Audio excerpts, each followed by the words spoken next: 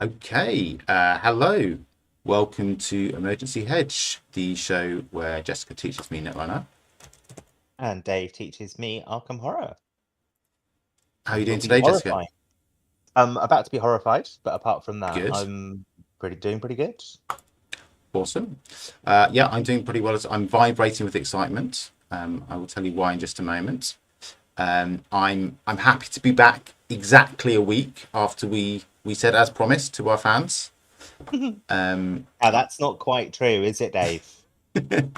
I I think it's a sign of the dedication to our craft that we played Netrunner so hard that we both forgot what day of the week it was. Yeah, I'm proud absolutely. of that. I think it's just I it's what we should aspire towards My personally. brain had the consistency and utility of scrambled egg by the end of our last session, and so I make no apologies for forgetting that we were back in 3 days rather than a week. Yeah, let's draw a veil under that. It's Thursday. Hooray! Okay. It's Emergency Hedge Day, as I believe parliaments around the world are considering renaming Thursday. I believe it was top of the agenda at the villainous NATO conference this week, as it should be. Is that held alongside the regular NATO conference or just directly on top of it, Dave? Um, I'm unclear that I was consulted only on the appropriateness or lack thereof of them clashing with our streaming day. So yeah, we'll have to get back to the viewers on that. Fair enough. So promised I didn't promise news, but I've got some. We got some really hot news Yeah, this very afternoon. I excited. I hopped onto Discord to have a look at the card of the day as I was putting my children to bed, and there was an article that just dropped this afternoon about the next Arkham product. Product is maybe not quite the right word. The next Arkham thing, because it's not actually a product; it's a print and play. So let me have a look and see if I can get us to look at the browser. That's the browser. Look, there's me Googling electric boogaloo like absolute Mhm. pro. Um, do you remember, Jessica? Oh, shall I try and share my screen with you? It would be helpful, I believe, for this part Let's of the try and do conversation. that. Let's try and do that.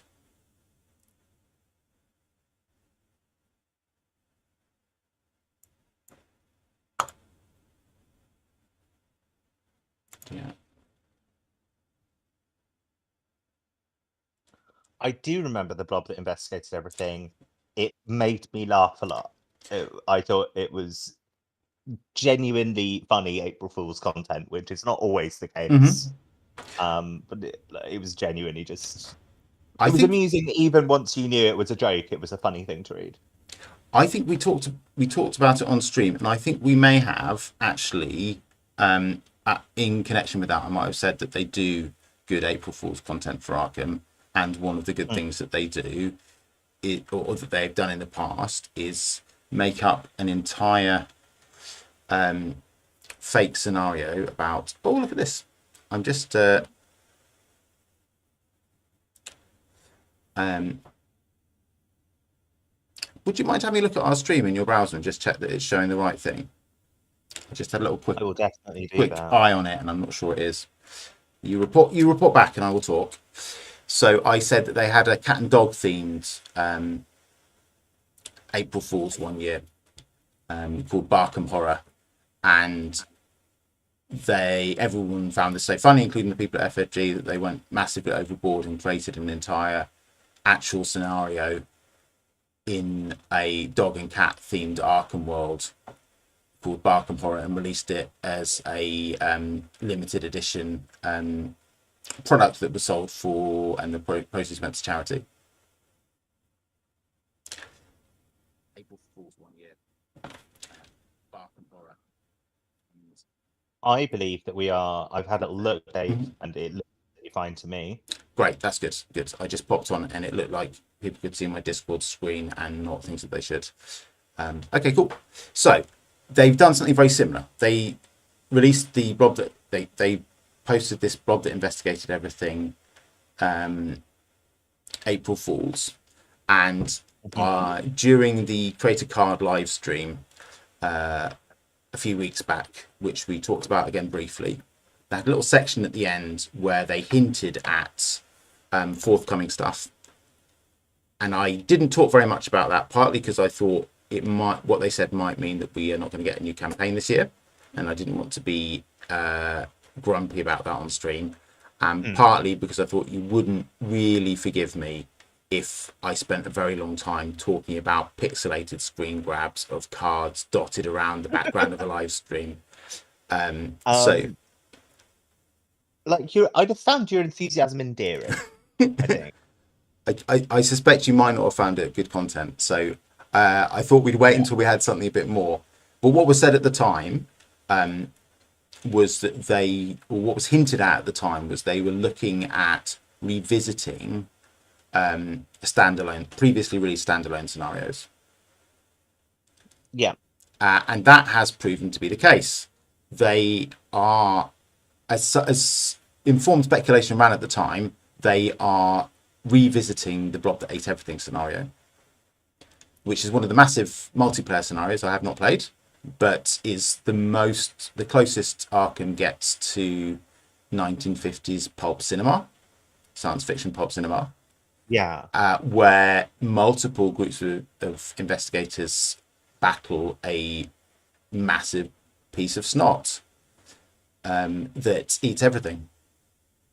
I am a big fan of the Blob, both the, like, I think it might be 1953, the original. Okay. Wow. Also the 1980s or early 90s remake, that, like, both are just B movies, like unashamed B movies, with like varying different styles of horror and just like such a simple idea, well executed. So this is very exciting. Yeah. It gets more exciting than this, Jessica, if you could believe such a thing. Yeah, for real. I'll entertain the notion, but I don't really believe it. So we didn't actually learn very much about the upgraded Blob scenario, but we got something actually better.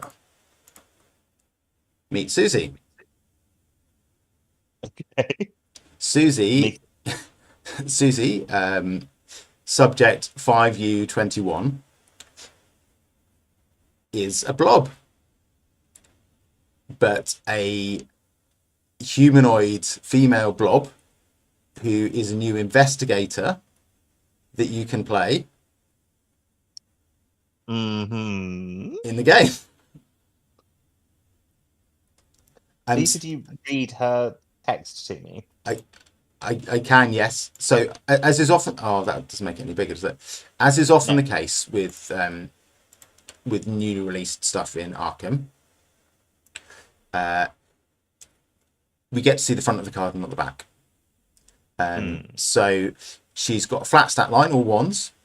She's got 6 health and 6 sanity. And her investigator text says, you begin the game with Ravenous, open brackets, controlled hunger, close brackets, in play. During each upkeep phase, draw 1 additional card and devour a non-weakness player card in your hand. And then a free trigger ability, devour a non-story card controlled by an investigator at your location, limit once per round. And her other sign effect is a +2, and after the test ends, you can add a devoured card to its owner's hand. So this doesn't tell us very much. I think we've got that card that is in play. See if I can make that bigger. No, I can't. It just makes everything weirder. Never mind. Let's not do that. It's a permanent, a 2-sided permanent, and you put cards that you devoured underneath it. But if there are 5 or more cards, you flip it over, and then that's the weakness. I assume that's, again, we don't know her deck building, but I assume this will be both the signature card and the signature weakness. and this sets cards aside instead of puts them underneath her. So Okay. basically, she consumes cards ravenously, pumps up her stats. But if you consume too many cards and don't do something else with them, then they start to get out of play. Okay. This is a puzzle that we're not supposed to know all the answers to. Yeah. This is my understanding of the situation. They shared. Oh no, I'm talking absolute nonsense on stream. She's got two signatures because they shared this signature event, which allows you to flip Ravenous and return 3 devoured cards to their owner's hands, and to heal. Oh. So that's one way that you can retrieve the devoured cards. But yeah, more than that, I don't know.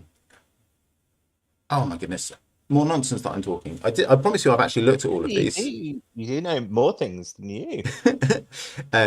So yeah, and so there's another signature weakness. Reality acid. I think, as you have not played the Blob that ate everything, we shouldn't look too much further into what the reality acid does, because I have heard some things about what it does in the base Blob, and it's so amazingly cool. I wouldn't dream of spoiling the things for you.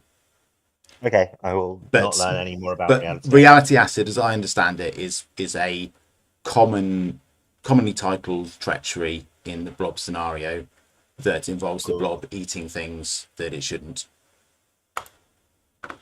And now you can have your own piece of the Blob to play yourself in your games. Yeah, and she's really cute. Yes. Maxine, lovely MJ Newman, popped into Discord after this dropped and cackled and said, "I was lying to you when I said that the Scarlet Keys was my final piece of Arkham content. In fact, this was." So but a lot of people, myself included, are taking that as license to assume that Suzi is to some extent a trans green blob, as she ought to be.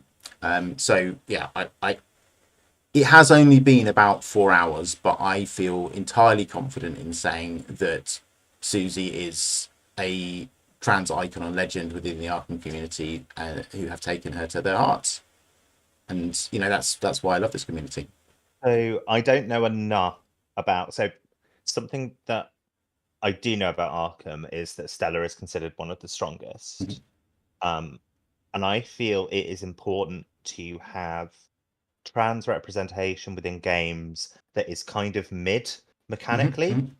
I was talking about this actually the other day in regards to Netrunner, that like I would really like there to be a trans woman ID in the next Netrunner set, but I don't want it to be too good because I want it to be really clear when I play it that I'm doing it primarily because I want to play the trans woman.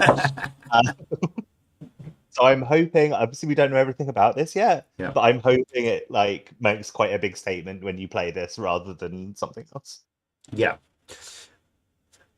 We'll see. It does seem to be that this is intended to be an entirely playable investigator, not just like a gimmick for the scenario. Yeah. So this is being released as a print and play, which is another interesting bit of news that we should probably touch on just a little bit, is that FFG seem to be going hard back into releasing a lot of print and play content. This is good. Yeah, it is good. This is partly why I feel that maybe we won't get another campaign, a full campaign this year. Yeah. Which I would feel a little bit sad for the community if that was the case. But there are lots of people like yourself who have not played hardly any of the massive breadth of content that's out there. So there's a lot of content for me to still get through. There's a lot of content, and I wonder whether FFG is pivoting towards trying to keep a steady drip that will give the game longevity for years and years, and allow people who are as seems to be the case now, just coming into it to have some hope of staying on top of things and catching up.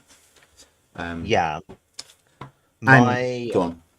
I've been really enjoying playing Arkham Horror over TTS, to the point where I've looked into a few times, like, how could I play this physically? Could I set up like a group of people at my LGS? And unfortunately, the conclusion that I've rapidly come to every time is that, like, I cannot financially justify the amount of money it would cost me Mm, to like mm, to play this game yeah, at the moment. Like, that could, if I had 10 other people who are all really enthusiastic, I might reconsider it. But like, what I would be doing is buying sets of it and then like shaking them at people and being like, "Hey, come play this game." And mm, like, if it didn't work out, I would feel terrible about the amount of yeah, money that I yeah, spent. yeah. Yeah, totally fair enough. I mean, one of the better things about the new model is that they have set it up so that in a group of people, several members of that group can buy investigator cards as they see fit, and the group collectively only needs to buy one set of the campaign cards. If you were Yeah. super serious about that, you'd be very welcome to borrow some of my campaign cards. I know we're not geographically very Very kind close, of but that's certainly an option that you could consider. I mean, there are a number of options that I could consider. Yeah, Like, the biggest stumbling block at the moment is not having half a dozen other enthusiastic people around me who are all going, "Yeah, let's do it." for sure. But that may change in time. Yeah, yeah, yeah. Indeed. So, oh yeah, the other thing I want to say. So it looks like although we may not be getting big releases later this year, we they are committed to doing more print and play stuff. So there's this print and play revisiting of a pre-existing standalone. It has been suggested, I think, that there'll be more of those, which would be really cool. Some of the older ones particularly, it would be really great to see them revisit, because there's a couple of early designs that could just do with a little bit of love and a little bit of a refresh. And we're going to get more parallel investigators. So that's like, do you know what those are? No. Those were something that started to come out in COVID. It's like a remix of a pre-existing investigator. They were always print and play only, and it's basically an alternate version. So it's got the same art assets and name as one of the existing investigators. So they did the 5 from the core set thus far. But it's got different text and abilities, but different deck building. And you're allowed to mix and match the ordinary and parallel front and backs.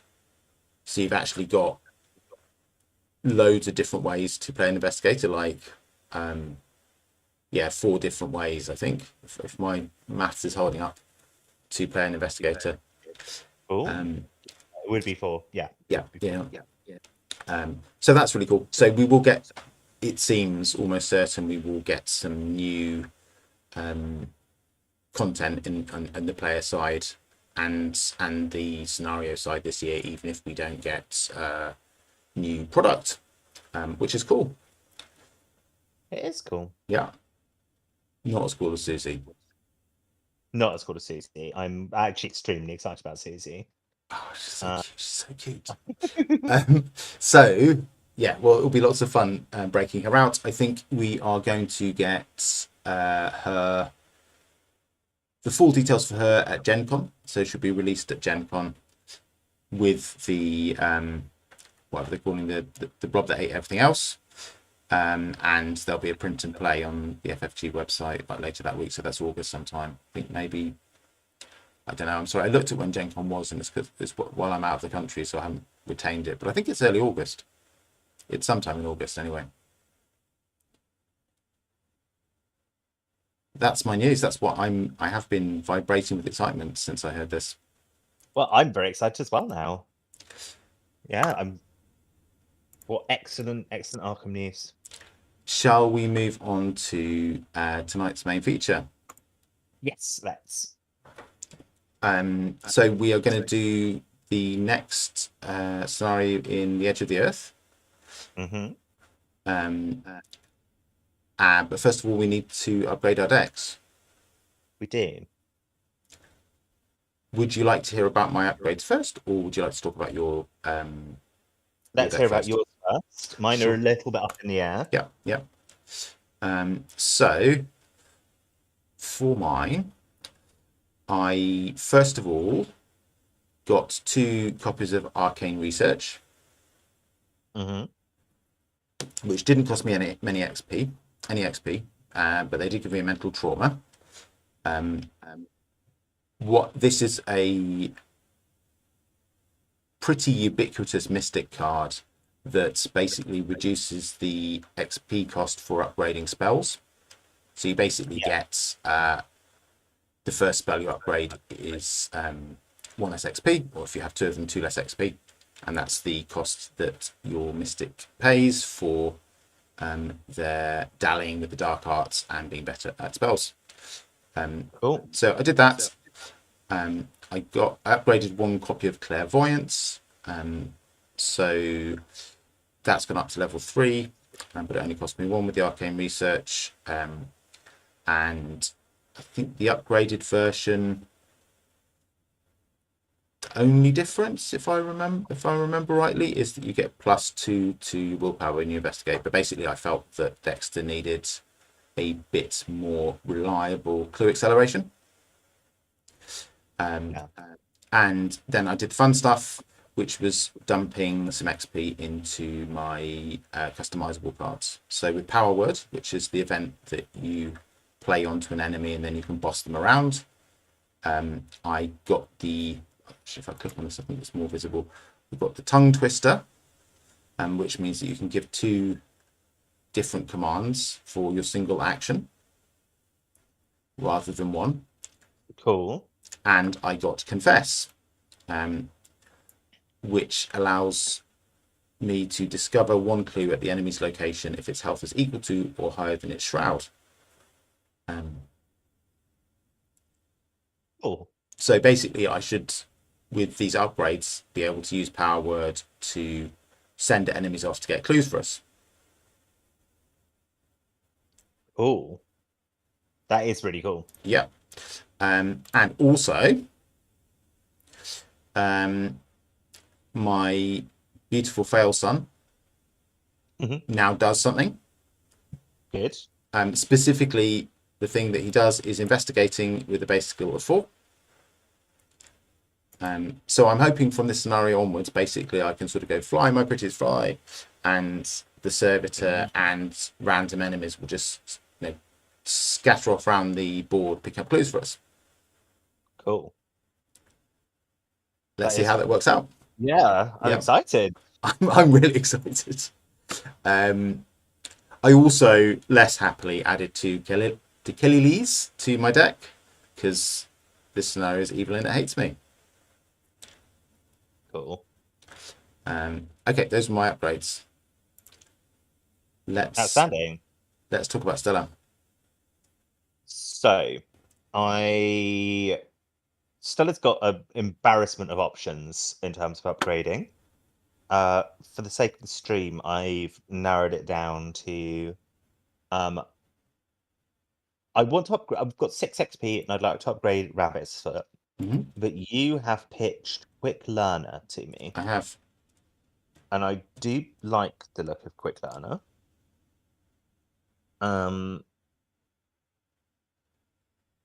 How much? Go on.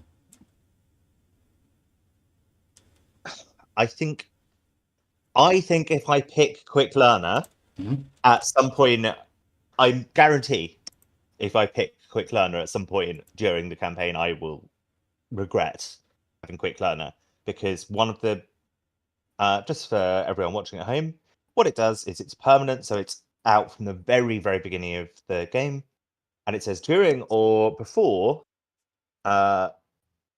your first action of each of your turns, each skill test you perform is 1 harder, and then after my 3rd action of each turn, each skill test I perform is 1 easier. So that would mean my first and second actions that I actually take are harder, and then the third and fourth are easier. And as I probably want to fail one action per turn, that seems like actually quite a good exchange. Yeah. However, the +1 difficulty will also apply to any action that I take during the Mythos phase, Yeah. or any test I do during the Mythos phase, and it will also apply if, as is not unheard of in this game, I start my action phase engaged with something, Mhm. then then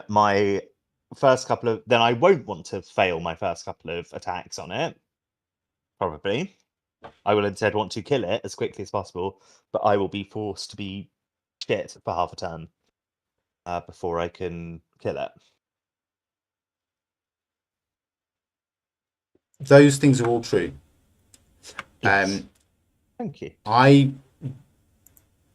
I would like to tell you about not some reasons. I think I would just like to give you a bit of a pitch on the survivor class and why having a bad time with the survivor class is maybe not as unpleasant as you might imagine. Go on. So there's an awful lot of mitigation tools that are available to you, none of which are currently in the deck. So that's to be borne in mind. But if you want to get quick learner and build into it, you've got options. So you've got a test of will that you can see on the screen here, which is a treachery cancellation card. There's 2 upgrades to it as well. You've got the 9 of rods, which is another treachery cancellation. An asset this time stays in play. You've got alter fate and its upgrade, which allow you to discard treacheries that are stay in play. So the ones I think we've seen in this campaign already, treacheries that are getting attached to locations and sticking around. This card will get rid of them. And then you've also got various options for even if they fire, cancelling some of their impacts. So you've got Stroke of Luck, which is a exile to automatically succeed card. Did we mention exile when we were talking about Survivor before? I think we briefly talked about it last. Yeah. I'm familiar with the concept from other games. Yeah. Devil's Luck, which is exile to cancel damage and horror. And there's also a lot of very good soak in the class. So you've got 2 very iconic soak cards. Mr. Porterson, the teddy bear, who soaks horror for you, and the leather coat that soaks damage. I would note that both of these are items, so you can scavenge them back should they get too horrified and or broken. And you've also got 2 allies that, so long as you don't completely overload them, are limitless damage and horror soak. So Jessica Hyde and Peter Sylvester, both of whom self-heal damage and horror you put on them. So with quick learning you will get more bashed around, but you have a lot of options in class to ride that out with a plom, should you wish to. Now, that is a very, very good argument that you've just made for a deck that I am not currently playing. Yeah. And if anything, it makes me think, cool, yeah, I could build into it in future, but I don't want to take the thing that, like, I don't necessarily want to take the thing that smacks me around the face before I've, like, put the crash helmet on. That seems like the wrong way around to do that. That said, like, it does seem like a fun card. I reckon so. It's your deck. I've made my pitch. I will just say YOLO and leave it at that. And the other thing that's kind of drawing me towards just saying YOLO and getting a quick learner is that if I did go with, I had a look at what I would do with my other 2 XP if I got a quick learner, and I think one of the things I would do with one of the 2 remaining is I would get Mist Oil. Who largely on the basis that she is a cat. And I have a little bit of a tendency. I built a deck around all of the Netrunner cards that had animals on. Like, they've almost all been bad. The decks I built. Any Netrunner card that has an animal on, I will build a deck around it at some point or other.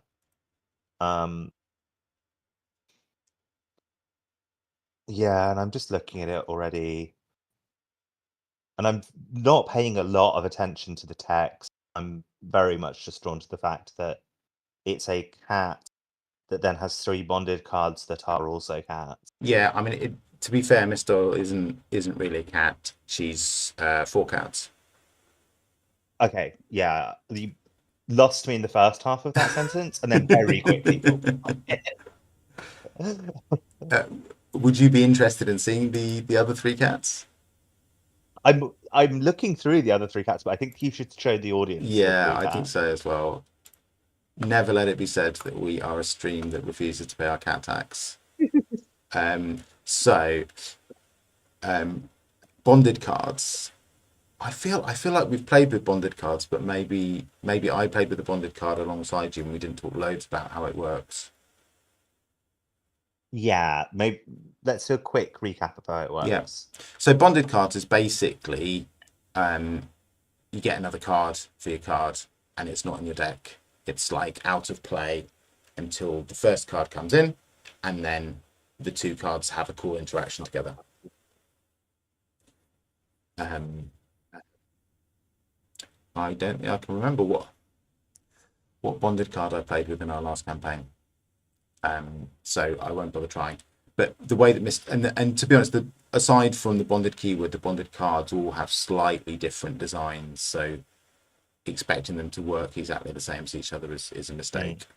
But yeah, basically Miss Doyle comes into play, and the 3 other cats, one of them goes into play at random, and the other 2 go into your deck. Oh, it's at random? At random, yes. Yeah. Yeah. And their continued presence in play is dependent on Miss Doyle staying in play. So when she goes, they go as well. And they are all following a similar theme. So they are all fast. They all bounce each other out of play when you play them. And they all have an action that allows you to either exhaust or discard them, and they evade or let me find them, or investigate or fight. Base value of 5. If you discard them, I think they're all automatically successful. And then you recur one of the other ones that's in your discard pile. So you're saying I would have a rotating procession of cats? Yes, exactly. Board. Yeah, no, I said that last part wrong. So if you discard them, you put them back in your deck, and you take one of the other cats out of your discard pile and put them into play. So yes, that's exactly what you've got, a rotating succession of cats. Okay. Basically, jumping in and out of play, doing things for you. They don't. I don't think they have any acceleration on them. That's one thing I would flag up about them. But meaning what exactly? So the fight and investigate actions do 1 damage and get 1 clue respectively. Yeah. Okay. Yeah. But they can be automatically successful. They can be automatically successful if you want them to be. Cool. So look, I'm going to be really straight up here. I'm not convinced that this is mechanically the best option, and I'm not really assessing it for whether it's mechanically the best option. But I am going to be taking this cat, and and the card that you recommended after doing a load of analysis and you think's really good. I'll be taking and the and quick learner. Yeah, excellent. A fantastic choice on both counts, I believe. And there's no one else here to contradict me. So, and also it's our stream. So, Yeah. yeah. And the other option was Rabbit's Foot, which I'm absolutely certain is like just good value, like really good value, really good value way of like tutoring through my deck. I think would have been fun to play as well. It just not nearly as fun as either of these cards, if I'm being real. Yeah, I have put that in your side deck for future reference. Cool. And that leaves you with a decision to take, which is what card are you going to remove to make room for the cat? So logically, one of the other allies, as I've only got one ally to start. I only have one ally, so should I go down to one Granny Orn? It shows. Yeah, that's totally reasonable. I feel she's a little bit of a placeholder. The fun thing about cutting a level 0 card from your deck is that should you wish to buy more than one copy, so going down to a singleton of a level 0 card, should you wish to buy more than one copy of the upgraded version, you don't lose out on any XP, right? Yeah, because you spend minimum 1. Or whatever the XP cost is to get them in. So cool. I explained that really badly, but the I think the overall point is the correct one. Yeah. Hang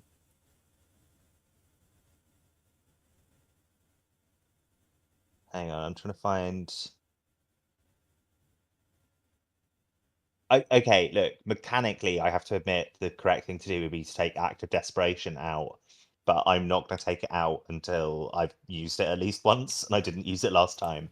So, Act of Desperation is the like throw your gun card, and I want to do that at some point. I want you to do that. I think that's good. I think there are other cards, cough cough, grit your teeth, cough cough, that I would cut well before Act of Desperation.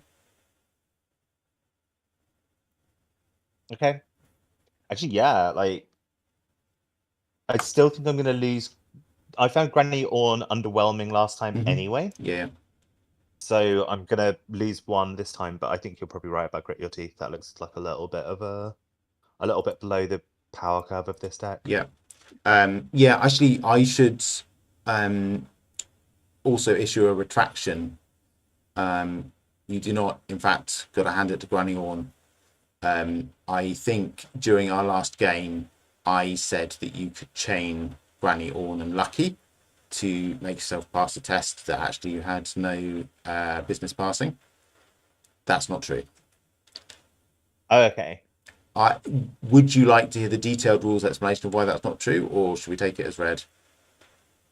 I believe you, and I don't tend to absorb these sorts of detailed rules explanations very well. But if you think it would be interesting content, you should go for it. I mean, basically what it boils down to is every time you change your skill test score, your skill, every time you adjust your skill, it's recalculated, taking into account every single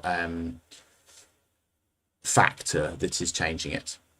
So instead of activating Granny Orn and failing by one less, and then activating Lucky and succeeding, you activate Granny Orn and fail by one less, then you activate Lucky, and then you take into account all of the adjustments. And Granny Orn's adjustment isn't you get +1, it's you fail by one less. So it fundamentally doesn't stop you failing. Okay. Yeah, I like it. I like it less and less. Yes, her upgraded version does allow you to pass, I believe. Let's just double check that. I didn't see it said that. Does it say that? Yeah. So I've got her up on the screen now. If you've still got the share, it's you can choose +1 or -1 skill value, which is so that does do exactly what I said you could do. Oh yeah. I was aware of what the text said. I was aware of have, what yeah. the text said last time, but It I still says fail a skill test. when you would fail exhaust, then you Oh, get I see. +1 or -1. Whereas the level 0 is fails by either 1 less or 1 more. I see. Cool. Yeah, so it would in yeah in the scenario we talked about, you would have failed by 0. Cool. Right. That needn't detain us any further. Should we play some Arkham? Yes, please. Let's do it. Okay. And let me see if I can turn off screen sharing. Okay. So, are you in TTS? I am. Awesome. Right, we need to get ourselves into the right places as well. So, am I sitting in the right? I am sitting in the right place. We need to move you over to the orange seats. Yeah, and there I am. do we need to do some? We don't need to do very much setup because we have got everything set up as was before. So I think what we need to do is you need to do some reading to our viewers and to me, and I will in the background do some setting up. Cool. Do you want me to take these cards out of my hand so you can shuffle them back into a deck? Yeah, pop them into your discards. I'll do the board first, and then I'll move on to our decks if time allows. It's the edge of the earth, so there's probably lots of time for me to be doing stuff while you read. Do you remember what we had actually read out on stream when we completed this night? We definitely read this checkpoint because we bantered over the idea of just like not getting any of them. And I can't remember exactly who it is that's like gone missing either. I can find that out because Sure. I have the Arkham cards up. So let's have a look. Oh.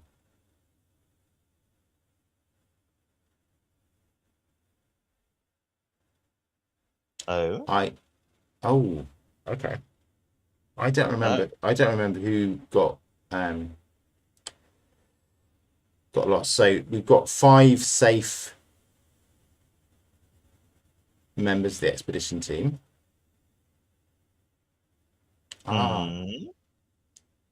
Okay, so we had missing in action. We had William Dyer, Professor William Dyer, Darnforth, and Takada Hariko. So Dyer and Darnforth were the professor and his students who are featured in the Mountains of Madness story. And we had a meeting with at the beginning where they warned us not to go. Yeah. And Takada is the aeroplane mechanic. It seems we decided to go after them. Yes, that sounds correct. And that's, I think, where we got to. So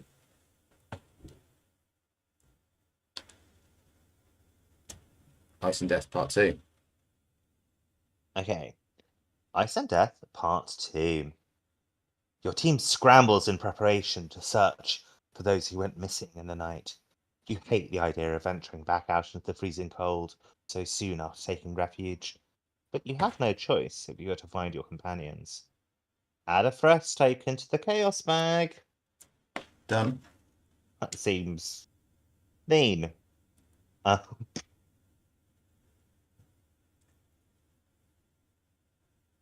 Is Amy tense? We lost one of the lesbians. We did. Yeah, we lost her love interest, Marla Sinha, but we still have Amy Kensler. This is a complete mess, Dr. Kensler says with an exasperated sharpness to her voice. Where in the hell could they have gone? How is it that none of us noticed? You reach out to reassure her, but she is already gathering her things, getting ready to lead the search. If Dr. Amy Kensler is chosen to accompany and investigate this game, she enters play with one additional secret. In addition, if Dr. Marla Singer is missing, she's not. She's dead. Correct.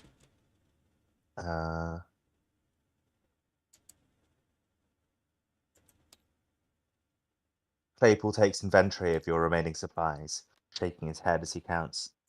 Nothing's missing, he confesses in disbelief. They took nothing with them. Nobody saw them leave, and there's no evidence they were taken. It makes no sense. You ask Claypool how long one could survive out there without supplies. In this weather? And with those things stood out there? His knowing eyes flee from yours. They won't survive the night. If every Claypool is chosen to accompany and investigate this game, he enters play with one additional supply. In addition, if Roll Ellsworth is missing, he's not, right? Ellsworth? I don't think so, no. He's not missing there. Okay. Was James Cookie Fredericks one of the ones who was missing? He is alive and not missing.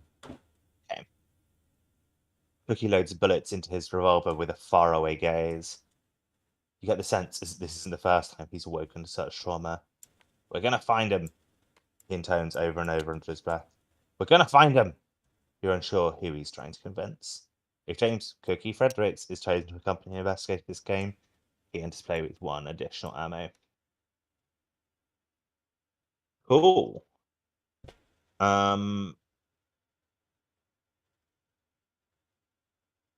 Cool. We need to choose our members of the team who to accompany us, and we've just had special rules for all of them, haven't we? Yeah. So I would immediately recommend we make Cookie one of them. Cookies was really good last time, right? He was, I think, good last time. He has an excellent beard, and he's got lots of ammunition. He's going to be even gooder this time. Yeah. What's Kensler's special ability? It's a bit of a weird one. It's looking at the top card of a deck and being able to discard it. Of the encounter deck? Or of my deck? Either. Okay.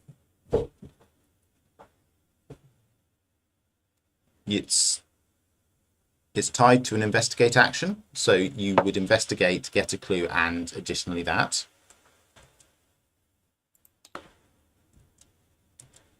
And what's Claypool's special ability?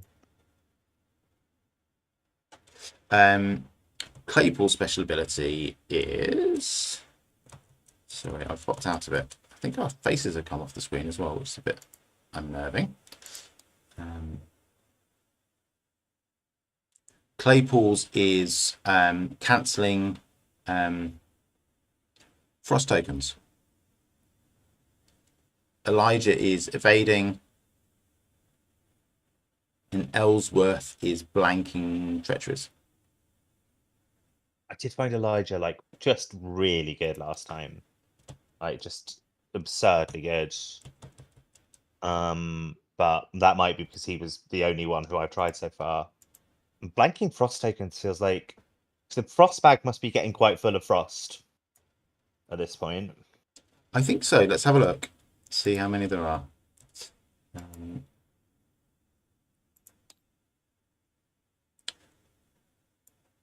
Yeah, I'm counting 1, 2, 3, 4. Okay.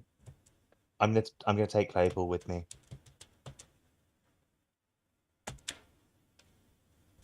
I think that's a good choice. Yeah, I think that's a good choice. Maybe I'll take Cookie then. Cool. Yeah.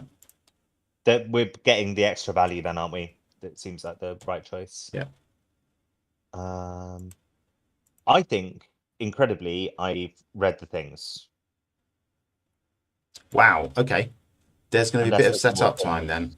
And this is slightly more confusing than normal because I was going to say that actually it being a checkpoint and follow-on scenario It's actually slightly more complicated in the mod than it would be otherwise. But let's try and rattle through it. Okay.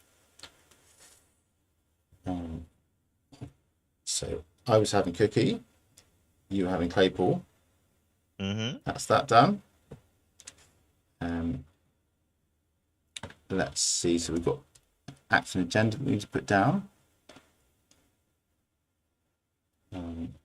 Yeah, 4 to 6. I think that's right. Yeah, 4, 5, 6, and Act 2. Okay, and so we need to take some of these locations out that we haven't seen yet.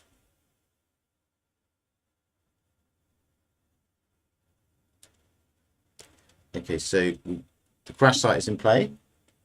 The icy wastes are in play. The frigid cave is in play. The rocky crags are in play. The barrier camp is in play.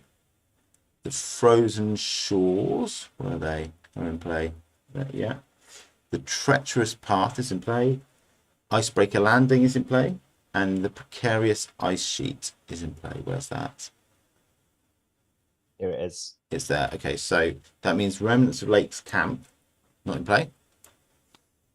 Broad snowdrifts, ditto. Snow graves, likewise.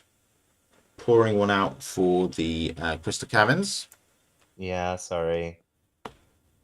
But the rest of them are in play. Ah. Oh, good. I should have read the whole of that thing. They're in play, but they're unrevealed. So I shouldn't have taken all of those out at all. In fact, we should have been... oh,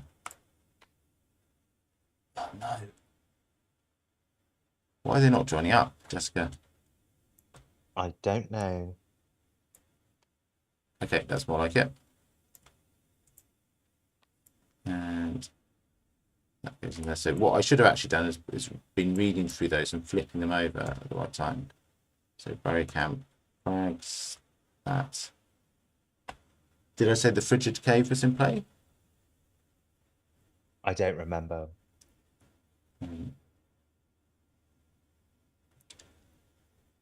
It's all cold and nasty, isn't it? Would you mind to put the clues on the barrier camp?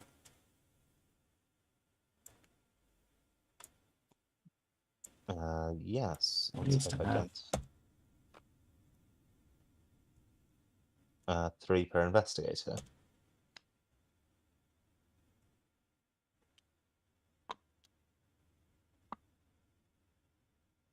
Yeah, I think actually all of them are going to need clues manually adding to them. Sadly.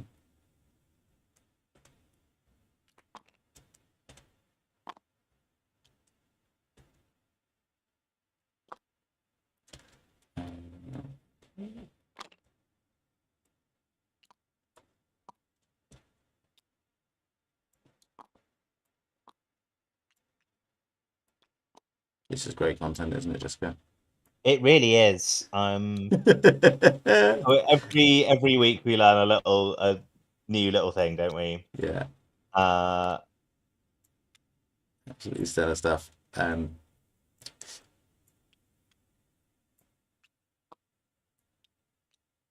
Welcome to, like, I could see this being, to be honest, if this was the purpose of this channel, tune in to watch 2 people move tokens around. I think that would have like a niche little ASMR type follow. However, that's not the purpose of the channel. It's not what we've advertised. It's not what we've advertised. It's not what people have come here for. And therefore, I think it is a failure of content. Like, I don't think this is without value. I think it's got a nice little noise. Yeah. You're seeing 2 people work together for common purpose. Yeah. Which is, the teamwork is often the essence of good drama. There's things going for this. However, like I say, it is not the experience advertised. No. Okay.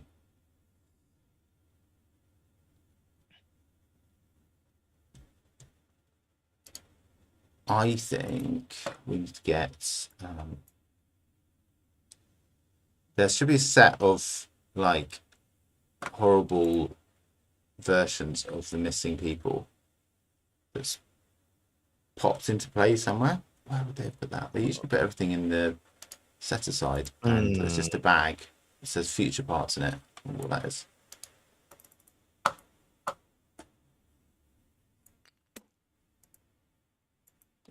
I don't know, but I clicked it, and now it's here. I'm gonna look. I'm gonna No, look. I don't think that's what we want. Okay.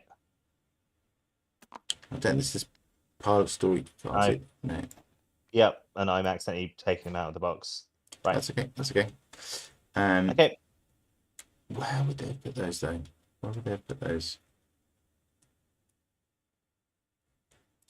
Just check and see what's in here. This is an excellent mod, but there are definitely times when it could do with a bind type thing. Yeah.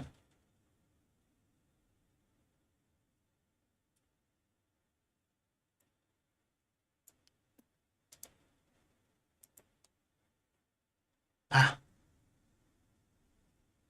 No. No. So.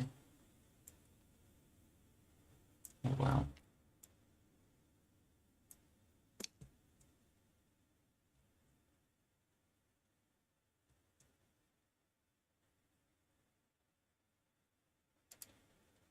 Dave, Yes, we're Ice and Death Part 2, right?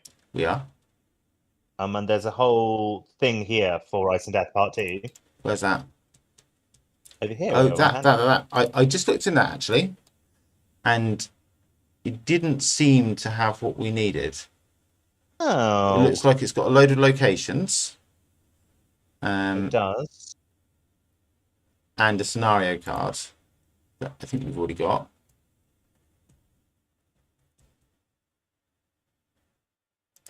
Just checking that it's not in this stack of. No, that's not right. Oh.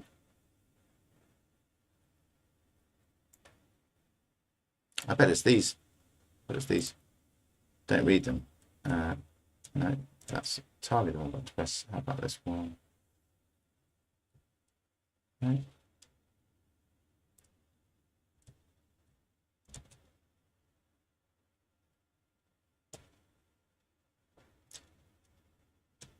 No. Okay. I'm going to take this. Oh, they're literally right here, Jessica. They're literally right here. It's that stack there. Wow, Cool. this is really good. Okay, so we need to pick out the ones that are missing from this pile here. Do you remember who those were? No. Okay. I remember one of them. It's Professor What's-His-Face. Okay, we've got Professor What's-His-Face there. Darnforth. Boom. There he is. Takada. There he is. There you go. Great. Yeah, that's them. Okay. Cool. I am going to take this opportunity to go to the bathroom. You do that. I will talk through what I'm doing as that happens. So those guys can go away. These guys are set aside face down.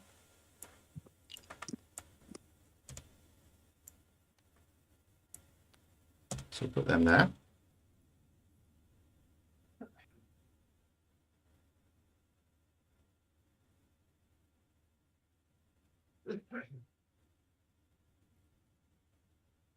Okay, so shuffle these the Lost in the Night encounter set, which I assume that is the Lost in the Night encounter set.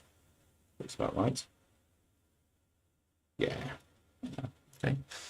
Shuffle. Maybe add them.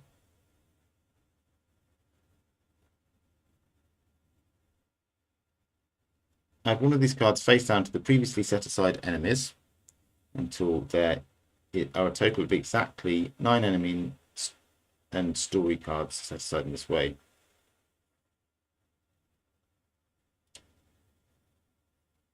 Move the unused story cards from the game. Okay, so we flip these, shuffle them, and we take 6 of them.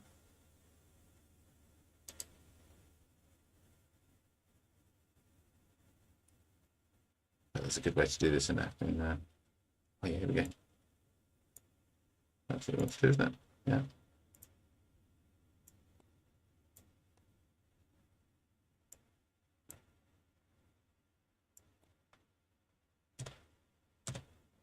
So those 2 can go in there.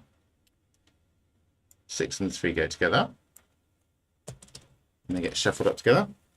Shuffle these 9 set-aside cards and place 1 face down beneath each of the 9 uncharted locations in play.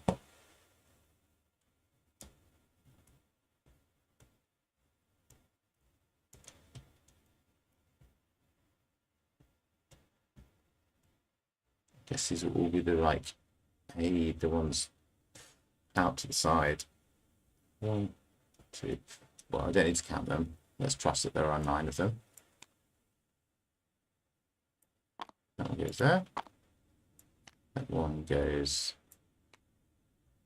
there.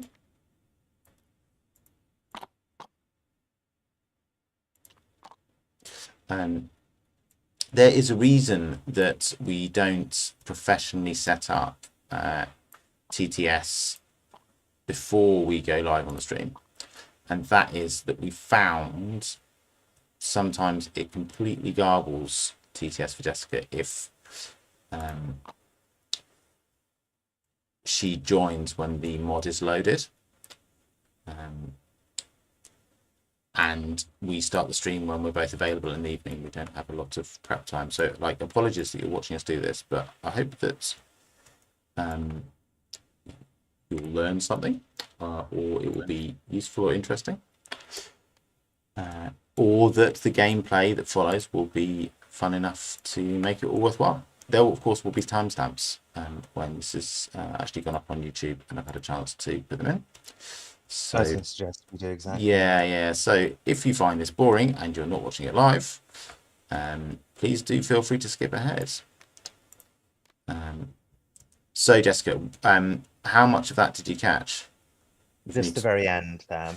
So you saying what's happened is that the 3 missing companions and 6 story cards have been shuffled together to make a deck of 9, and that deck's been shuffled and put underneath 9 uncharted locations, so basically the far-flung ones on the map. Okay. So we begin play at camp, which I think is where we are now, isn't it? The icebreaker landing is where we camped, so that's a good start. The Kelly Lee deck needs shuffling. That's easily done. Ooh. Steady on, Jessica. Where are you taking our camp? I was just checking something with the symbols. Okay. I feel like it should be connected to 2 places and not just 1. But no, I don't think so. I think it's symmetrical with the frigid cave over here. Yeah, that makes a lot of sense. Okay. Now this is really interesting, isn't it? Because there's a 34 card encounter deck here, and then what the hell is this? I wonder if this is our discard pile from the previous scenario. Yeah. Let's have a look and see if we can see any cards that shouldn't be in there. Oh no. Let's see if I can just undo that. Please go back.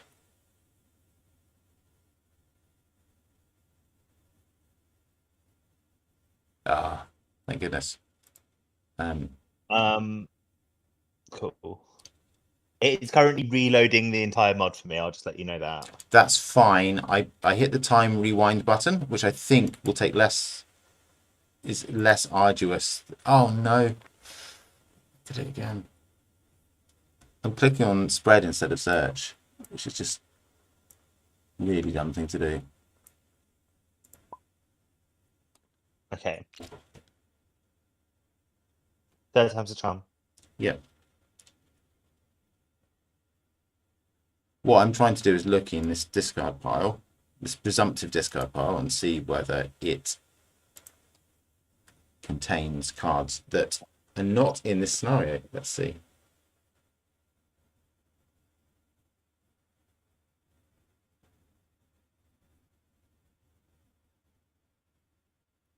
So I can see some ancient evils in there that I don't think are part of it. Let's see. I'll just double check. No, ancient evils are part of it. So what have we got?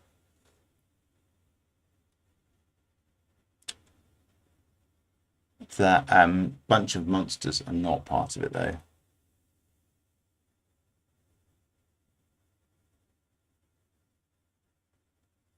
Could I ask the obvious question, which is how many cards should be in the encounter deck?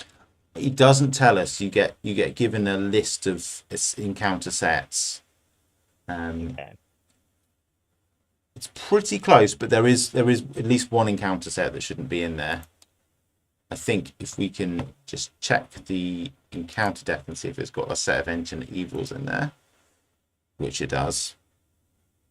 So we're relatively confident then that we should just have this encounter deck and not this discard pile. Yeah, I think so. Let's get rid of that.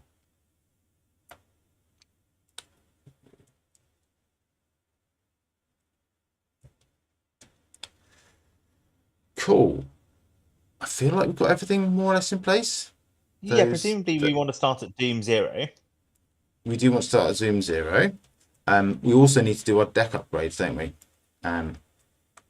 We need to put our companions into play with an appropriate amount of uses on them. So Cookie was 1 extra ammo, wasn't he? Yeah.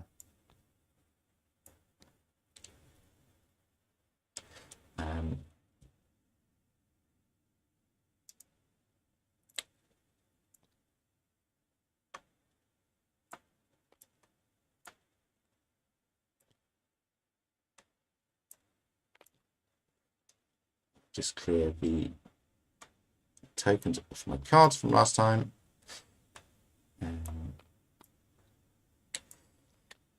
And let's get our upgraded cards out. So you had a quick learner and a Miss Doyle, right? Mm-hmm. I saw somebody have... Oh, this is what we're looking for, isn't it? Let's try this. I've never used this before, but...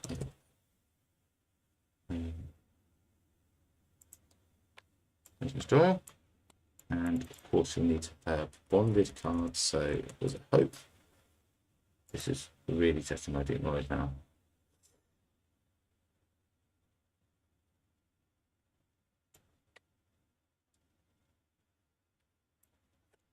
Wow, that's a card I've never seen before. Get rid of that in a second. Azure, it's the other one.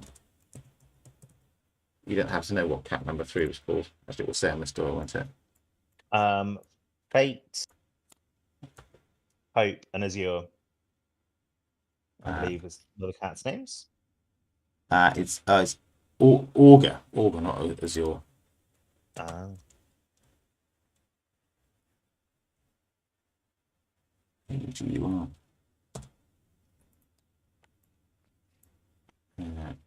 And Zeal. Okay. And then you had Quick Learner. Yes. And I've taken Grey Orn out. And I needed to get a Clairvoyance.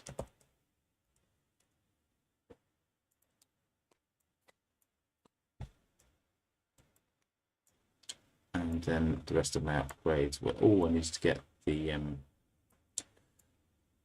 Arcane Research as well.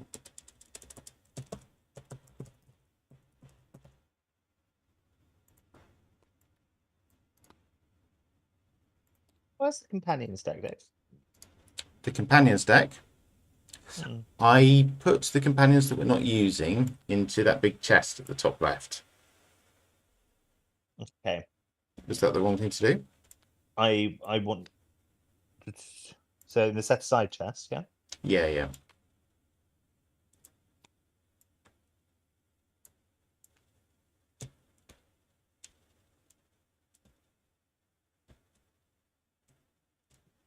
Hmm. I will ask the question I'm after in a different way. Okay. Where is my companion? Ah, you may well ask. Yeah. Well, I thought we had him. Did he go back into? Did I put him back into the stack? Maybe. No, there's only Amy Kensler there.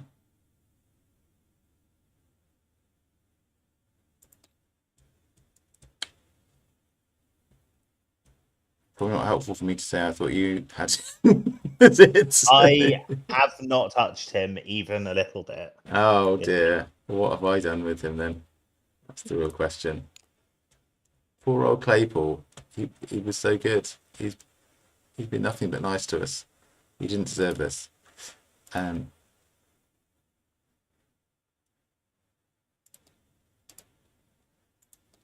Just see if anything in there. No. I think this magic machine might be able to get him. It would be really good if it Cool. can. I think it might be able to as well.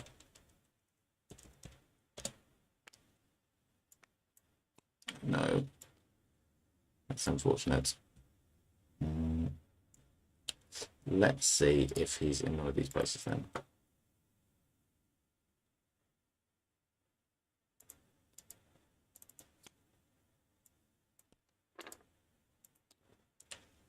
No.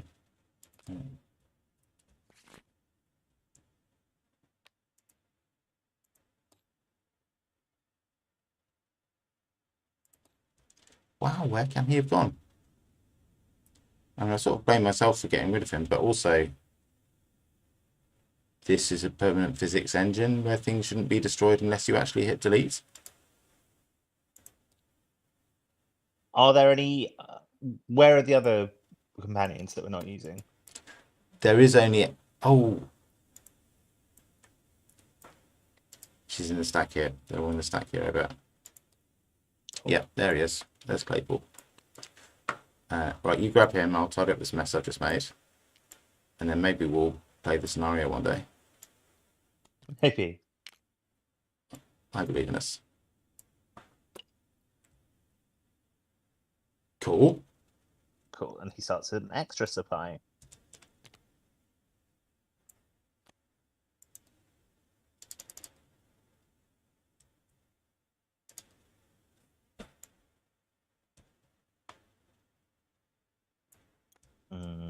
Okay. Having just found him, I'm now like, there's a part of me who's like, is this the guy I wanted? Maybe I should have taken the evasion guy instead. But I think it's good. I think it's healthy to try out more than one of these dudes. Yeah, I reckon. Also, after all that searching for him, I'd feel a bit silly. With the way the campaign is going as well, I think we might as well like get some tangible experience of them before they're inevitably bumped off. Yeah. Do we reset our health and various things to where they were? We most certainly do. Yeah. I have put my 2 trauma on there. Do I have any trauma? I don't think so. No, I think I'm all right, aren't I? I got trauma by studying the dark arts. Oh, well, Yeah, in between scenarios. Fair enough. Yeah. May not have been the wisest thing to do. We'll see. Yes, Okay, I think we might be there. it's possible.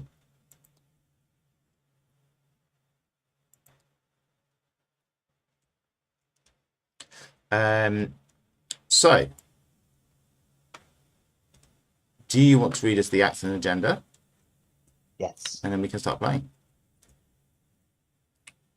It hasn't said anything about these cards underneath other cards, so hopefully, so far, has it? I don't believe it has. I'm guessing what it will. Well, let's read the things. No, I might need to guess. Hopefully, you set out to search the missing team members, hoping to find them before daybreak. As a rapid action, investigators at your location can spend 1 clue per investigator as a group. Draw the encounter card beneath your location. There we go. And then as an action, if we're at a camp, resign and turn in for the night. Objective, find as many missing expedition members as you can by adding them to the victory display. Then head back to camp before daybreak. If each undefeated investigator has resigned, advance. Sounds The good. agenda says a harsh wind blows. Several of your party have mysteriously vanished in the night. Without a sign of any struggle, you can only assume they left of their own accord. But why? Cool. Let's play Arkham Horror. Let's do it. Let's draw our opening hands, eh? Yes. We should already have, yeah, it's set for our hands to be visible because we're just using the save from last time.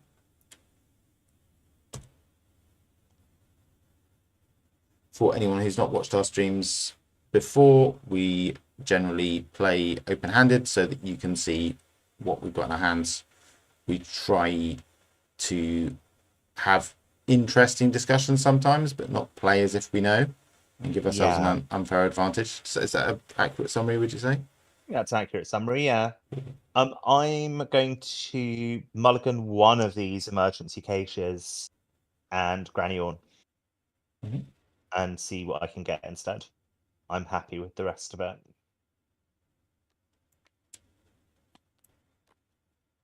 Yeah, I'm mulliganing an overpower. And pretty happy with that as an opening hand, actually. Pretty decent.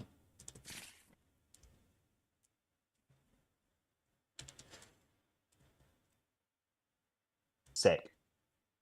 Yeah, I'm happy with this opening hand. I think drawing thin out early is really, really good.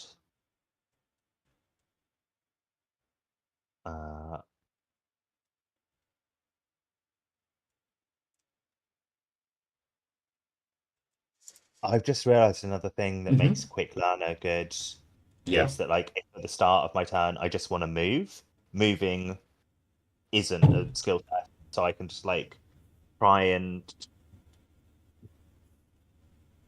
spend one of my early skill tests deliberately failing something, one of my early skill tests doing something that isn't a skill, one of my early actions doing something that isn't a skill, and then the rest of my turn I'm buffed. Exactly.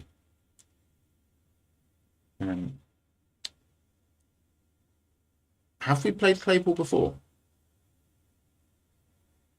Have I played what before? Claypool before. We haven't played Claypool before. It's his first outing with us, isn't it?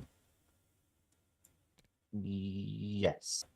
That's fine. I just think Cookie should have a damage on him, which I have just rectified because he picked that up last time. I actually think we're ready. I'm now getting the sort of did I leave the gas on paranoia that we've forgotten something, but I don't think so. I think it's just been a long trek Long, to this winding stage. road. Yeah. Yeah, absolutely. May I go first? Please do. I am going to play Faustian Bargain, which adds 2 curse tokens to the Chaos Bag. Okay. And I'm going to say, how rich are you and how rich do you want to be? I'm decently. I can literally play every card in my hand right now. That situation won't stay that way forever, but like, you probably need more money than I do. But I wouldn't say no to some money. Okay. What do I really need now?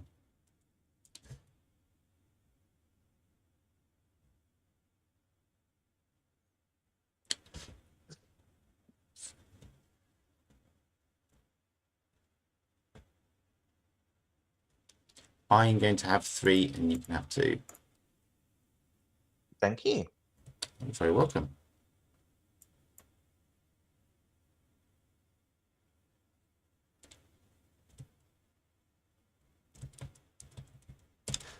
And I am going to play lucky cigarette case. And I'm going to play clairvoyance.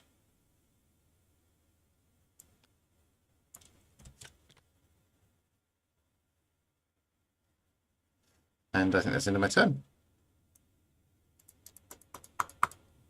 Cool. I am going to think carefully about the ordering of my turn. I am going to play Drawing Thin. Mm-hmm.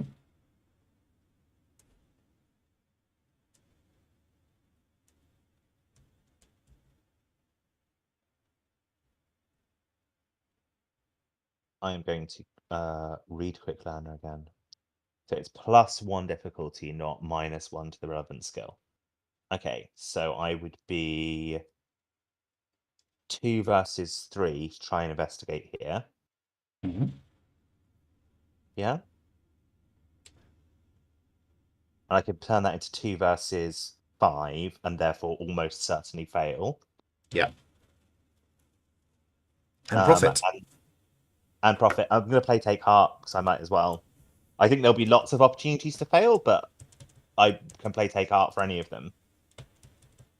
So I might as well do it now.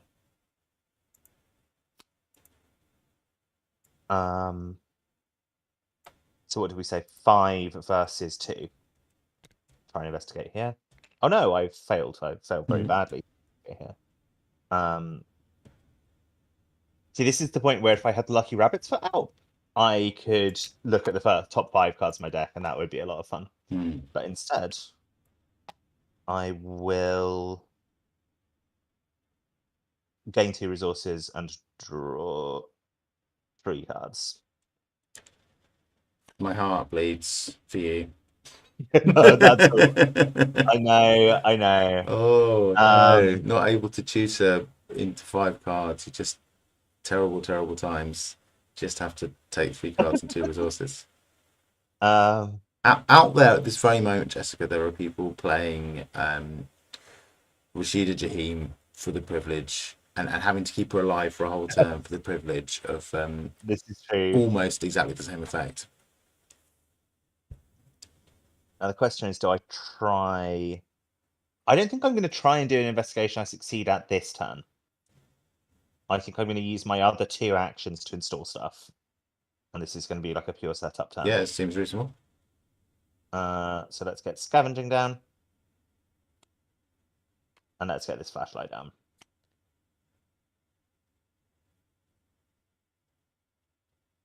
Do you have a 4th action, or have I miscounted? You have miscounted. My first action was to install Drawing Thin. So it was. So that's me. Cool. Okay, enemy phase. Nothing happens. Upkeep phase. Smash that button. Ooh. Interesting.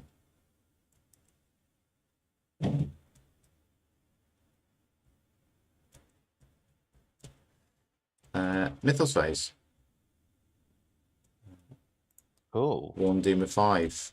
And let me just check that I shuffled this encounter deck. Please do go ahead.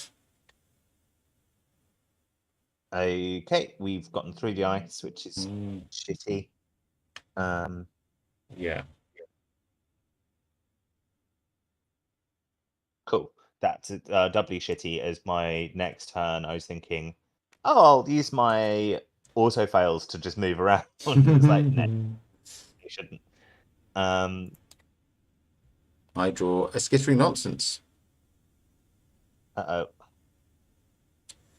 Okay, when you defeat it, shuffle the top card of the To Kill Elite deck into your deck without looking at it. If you can, it attacks you. Okay. Well, that's annoying.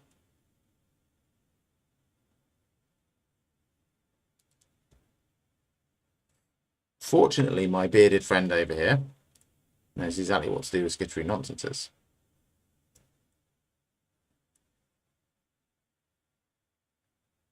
Good. Do you want to go first, or shall I? Is one of your moves likely to be to try and leave this area? If so, you should definitely go first. So let's Oh. see. I can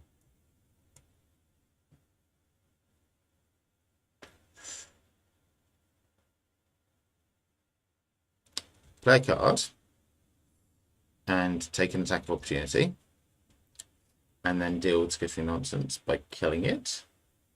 It's a hunter, isn't it? So actually, Cookie shooting it and keeping it still for a turn doesn't really get us very far. No. No, it's yeah. I think I probably want to just suck it up and take the attack of opportunity. Yeah. Painful though that is.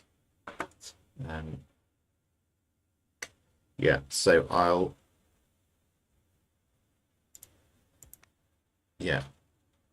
pay 3 to play Azure Flame. I'll take a damage and horror for my pains, and I will fight it. Yeah, 2 health. So that's spend 1 charge. I use my willpower, which is 5, so I'm 5 versus 2. And that's a success. So I defeat the skittering nonsense. But I do take a Tequila Lee card for my troubles.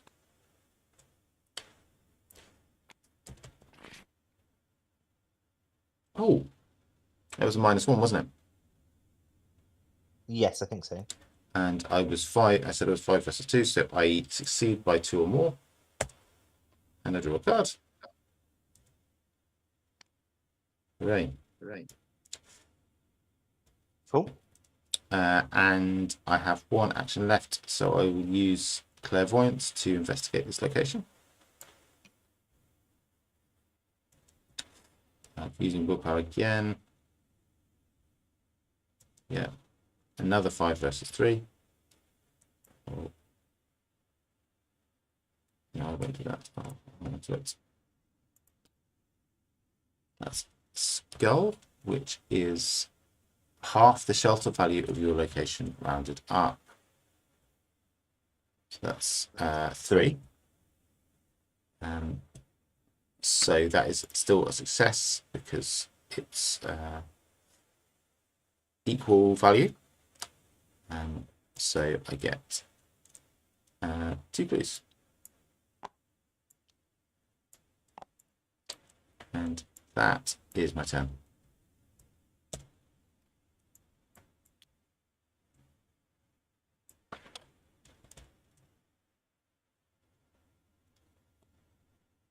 I just realised Granny Orn should have been shuffled in when I did my mulligan. Okay. Yeah. Is there anything else in your discard that should have been? Yes, this emergency cache. Okay, you do your turn. I'll shuffle that for you. Cool. Right. I'm going to get this rabbit's foot down. I think you should. I'm going to fail so hard at investigating again. So what did we say? It was 5 difficulty versus 2. I don't think there's anything else I want to do.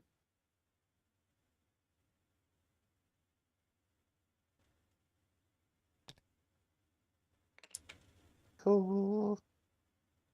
I will draw 3 cards. That's it.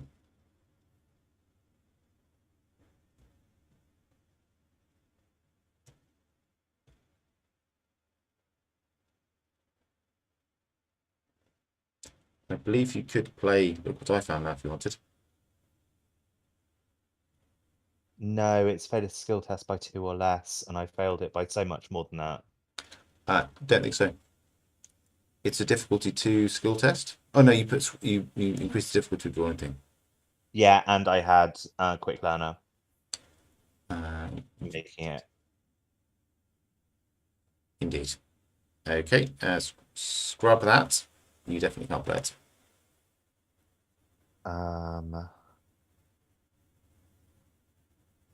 Now I'm going to use a. How many clues are left on here too? I'm going to use a flashlight thingy to do this at. That's not where that's meant to go. 2 versus 0. That is a success. It is.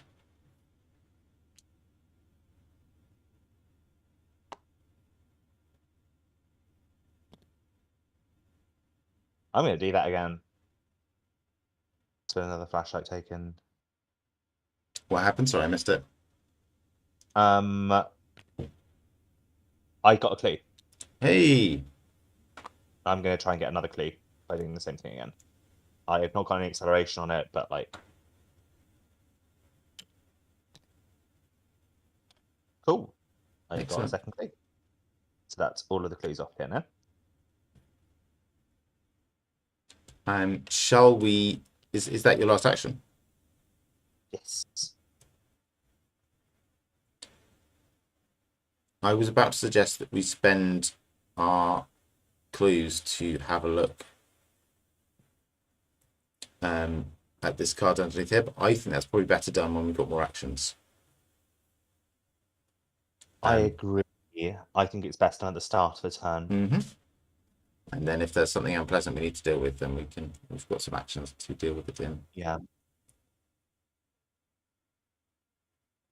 Okay. There are no monsters. Right. Mythos? Yep. Upkeep. Oh, upkeep, sorry. So all very well for you, Jessica, drawing 20 cards and getting a pile of resources every time you fail a test. Some of us need to rely on the upkeep phase for that kind of thing. Yeah, I mean, I'm rapidly reaching the point where I'm going to just hit my hand limit. Is the hand limit 8? Yes. I'm at the hand limit as of right now. As your attorney, I advise you to play some cards in the near future. Yeah, I will, don't worry. Now should we do the Mythos phase? Yes. 2 Doom of 5.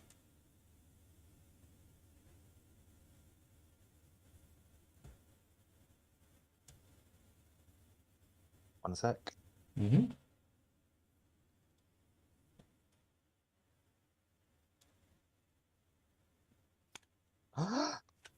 Zero visibility. You had this last time, didn't you? Oh, it's shite. Oh, it's so horrible. annoying. So annoying, yeah. Ugh. Okay. Yeah. We could probably, well, let's see what I draw. I think we can probably play around that. We've got Polar Mirage. Okay. Okay, so that's the next place we're going. Discard a card from your hand. Okay, fine. Yeah. Or is it all but one? Each non-weakness card in your hand. Oh yeah, that's Discard your hand. discard your hand. Says. Okay, well, if one of us is going to be discarding hands, I think the player who's not currently at their hand limit probably should be. Anyway, we don't have any choice about where you put this because it has to be here. So that is the nearest location without. I mean, also, like, we could just say, "Fuck the icy wastes." Like, all my homies hate the icy wastes, and go straight through and get clues from other places. I would say that they really could do with some PR media advice. Yeah. In terms of the nomenclature, if they want people to like the icy wastes. It's a byproduct of an uncompetitive market with precarious ice sheet and treacherous hearth. The craft site, you know. I just wonder if you just set up shop and go into marketing here in the South Pole, Jessica. I think there's a lot of good work that could be done here. Cool. Okay. Let's definitely keep that open as an option. So, what was I going to propose? I was going to propose that I move first, given that you have something that makes it harder for you to move if there's a treachery on Yeah, and that you have a on this chance. location, and I have a chance of suffering unpleasantly from trying to move, but getting rid of the treachery. Yes, that does seem, as self-serving as it seems to say so, that does seem like the utilitarian Yeah, I agree. solution. I agree. Shall we uncover this thing first? Yes, let's. Oh, I've forgotten that we have that fun ahead of us. Okay, let's. Shall It we is each spend? Professor William Dyer, Hello, enemy.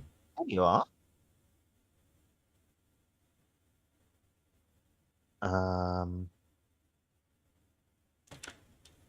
Okay. He's humanoid possessed elite. 4 fight, 2 health, 2 agility. We can parlay with him By spending cards, by spending cards. which actually isn't that bad for us right now. Yeah. We, for a variety of reasons, like I am overstocked with cards. Yeah. And the alternative, which is that you spend cards, is like if someone was going to go and deal with the Polar Mirage anyway, we could sort of double dip here, couldn't we? Potentially, You see what I yeah. mean? Potentially. Like spend cards on this that were gonna get spent on the Polar Mirage anyway. Seems like it's an option. That is certainly an option. We could also just fry him alive with magical blue flames. We could. I'm looking to see if there appears to be any mechanical disadvantage to immolating our beloved and senior member of the party. I can't see that there is. If Professor William Dyer is defeated, rather than parlayed, cross his name off in the campaign log. Ah, that's where it is. Okay. I was about to discuss how it would look coming back to Arkham to tell the esteemed members of the Miskatonic archaeology faculty that we had fried Professor Dyer. But yeah, maybe we should parley with him. Yeah, you had a good voice for him. I seem to recall that I was keen for you to deploy again. You'll have to remind me because it was like a month ago. I think if anything is better for his voice to change between episodes that other people can watch and check. Within like I'm the hypothetical person who's like watched this and the last one we did back to back and is going to watch me go from like a southern accent to I don't know, a Jamaican one in like the space of an hour. I don't worry, I won't do that. In space of an hour and a half. If you do a Jamaican accent, we might need to turn off the stream and have a quiet word with each other. I shouldn't even have joked about it. I wouldn't actually. Yeah, fair enough. I I think it was a good joke. I'm only teasing you about these things because my experience in doing voices is reading books for my children, and I do the silliest voices I possibly can because the books are extremely boring. Yeah, and I like to entertain myself while I read to them if I possibly can. So if ever we come to the time that I'm doing voices, it's going to be the most ludicrous thing I've ever done in public. So like it's good. That's what I'm saying, but it's not me, and you should feel embarrassed about Dyer's migrating accents. I've identified 3 cards that I'd be happy to discard. Okay. And like I could parlay him this turn. I could parlay him this turn and replace the cards in the same turn. It's the only question is, do we think it's? I suspect you having fewer cards in your hand, you're probably more married to the ones that you do have. I'm married to at least one of them. Another one I can't play at the moment, but I might want to in a bit. Yeah. I'm sort of mindful that Dexter needs asset throughput, and also my fail son needs to destroy an asset when he comes barging in to like Cool. hang around like an unruly teenager. You leave Dyer to me. Okay, sounds good. Would you like to go first in that case? Sure. Um.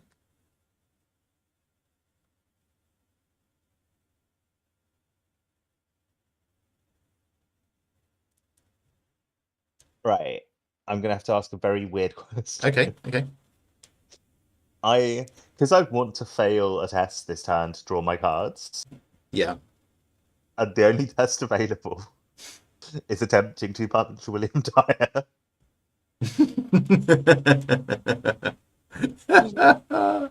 Oh, these conversations at the archaeology department are just getting more and more interesting, aren't they? Yeah, they Yeah, really are. I did punch the professor. Yes, it's true, but he was possessed at the time, and I just really wanted my rabbit's foot to kick off. Do I need to engage him first? Is the question. No, in fact, he came into play, and we should have had him engage with one of us. We've been discussing what to do, so we haven't really taken the decision as to who he gets engaged with. Engage him with me, I shall. because I will try and fail to hit him.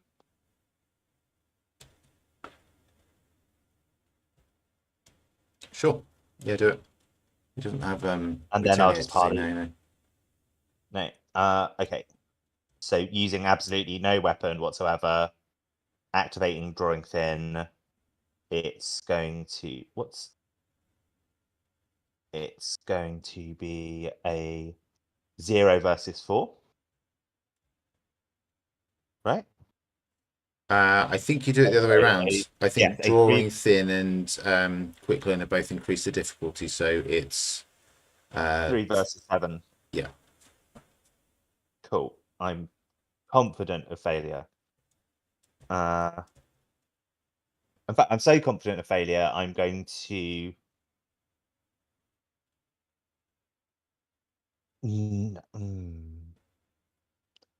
Yeah, go. No, I'm just going to do the rabbit's foot and the drawing thin to drop his Legends guard. are told in the community of Take Heart's uncanny ability to summon the Elder Sign token out of the bag when you don't really want it.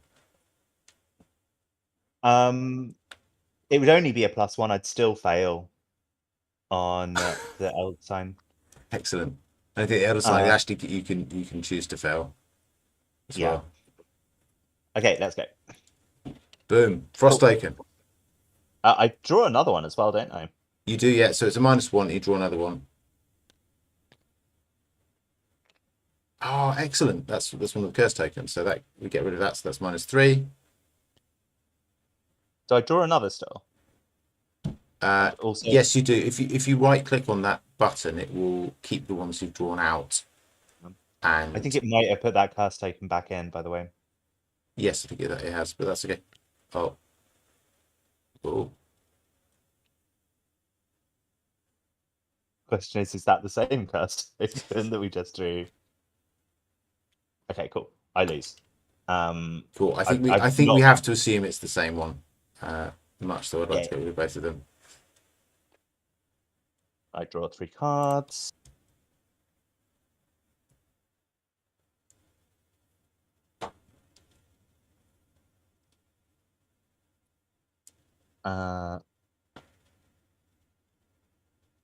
So let me just make sure I'm reading this correctly. Dyer. Yeah, so I'm going to want to discard 2 cards and then discard 1 card in 2 separate actions to put. No, leave her investigating. Yeah, so it's okay, cool. it's 3 parlays with 2 cards each. We'll deal with him. That's fine. I can probably still do it this turn. Obviously, it's a bit more difficult than I thought. Okay. Let's start here. These cards can fuck off. I'm not going to bother putting the resources in them.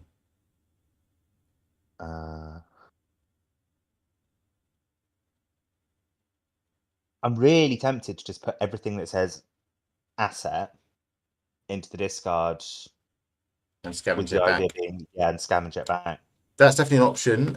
Winging it is a much better card in your discard pile than in your hand. That's true. So that I would say that's probably a solid choice. Okay, so that's round 2 of this. Yeah. I'm going to hang on to resourceful. Yeah, for sure. Because hang on to resourceful. Take heart is just so good.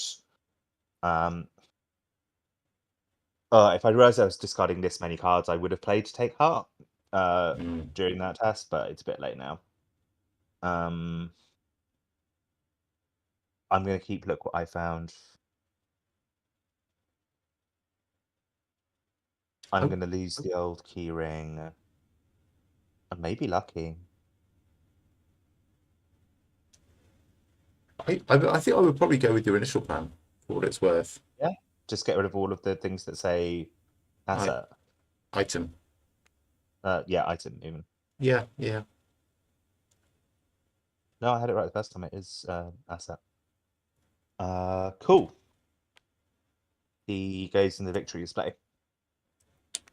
Hooray. And I feel proud of how that went.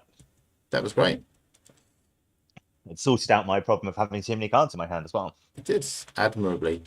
Okay, cool. Now I'm going to try and blunder through the ice. So I try and move.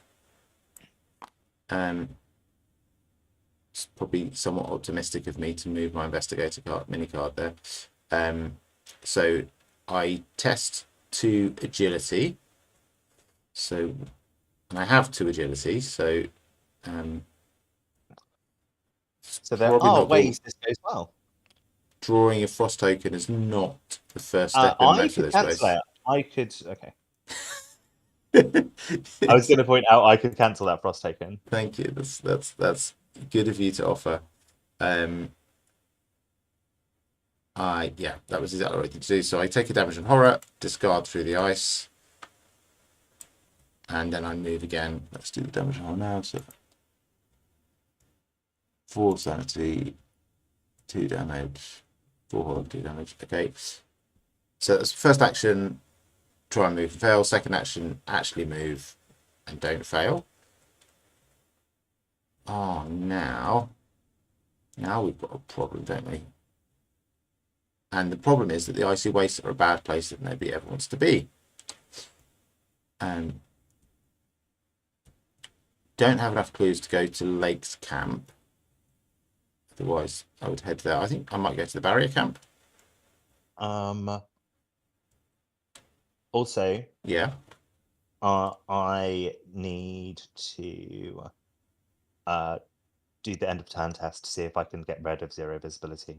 Okay. Do you want to do that now? Finish your turn and then I'll just do it. Yeah, cool. So, what order do I want to do things in? I'd like to go to Lake's camp. That'd be nice, but we need 8 clues to get there. Barrier camp is a 4 shroud location, which I'm not quite ready to tackle. Can't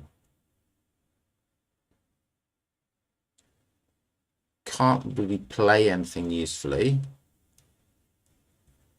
Wow, this is just a list of reasons why. And I can't investigate the icy waste because the polar mirage will get rid of things that I want. So, how do we square this circle?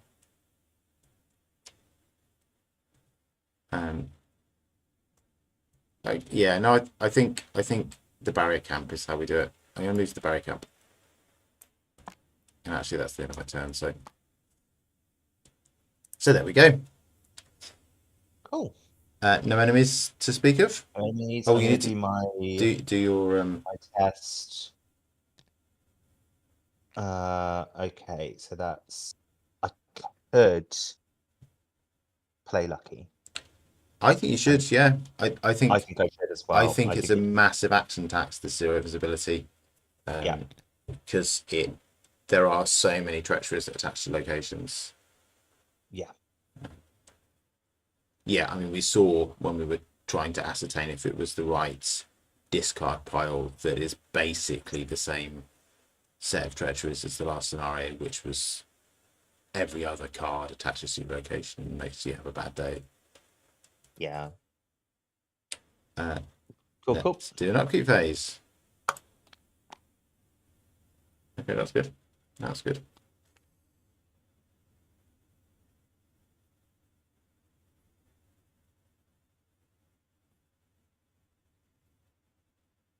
Excellent. I think we stack off the icy wastes as much as possible. I reckon. Unless some very odd combination of things happens where like one of us has one card in our hand that we don't care about, or we really, really need the clues. Yeah, I might be able to work up to going there at the moment, but like not in the next turn or so. And actually, one of the things that I really want to do is to use the other charges of clairvoyance, so I can start to use Dexter's ability. Because basically, I need Yeah. assets that I want to discard to turn into other assets by magic. Yeah.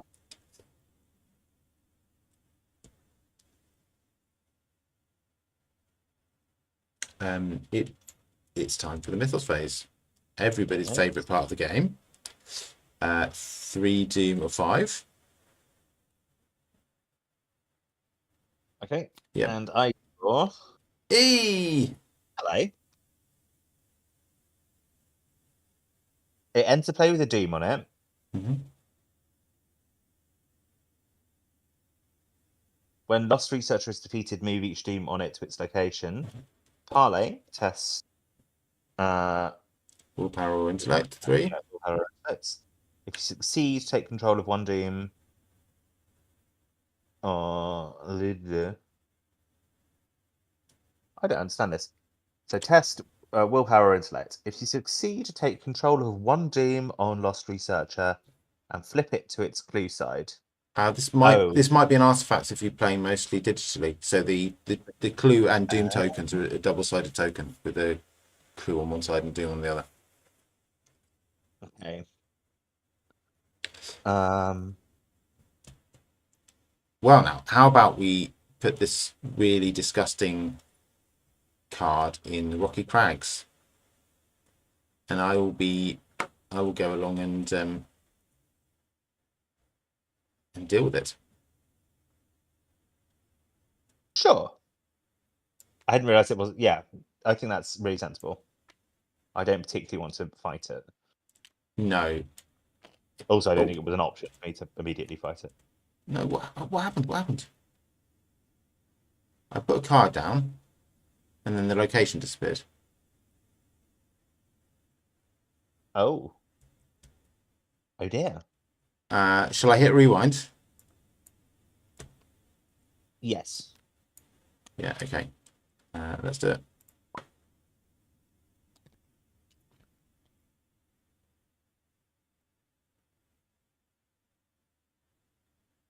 Yeah. Okay. That's what I was hoping for. Yeah. I don't know what will happen there, but anyway, we'll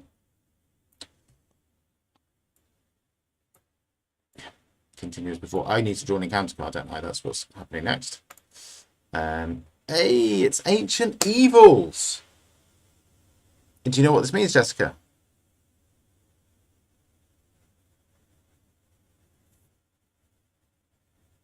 Oh, you've gone quiet. I think this is that problem that occurred before where audio drops.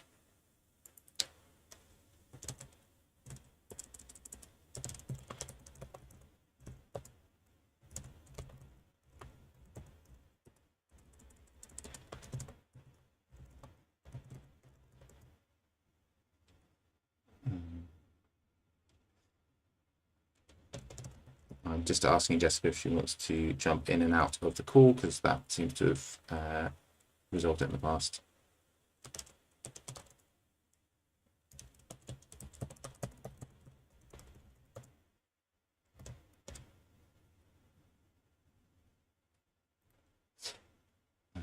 Okay, yeah, that seems to be happening.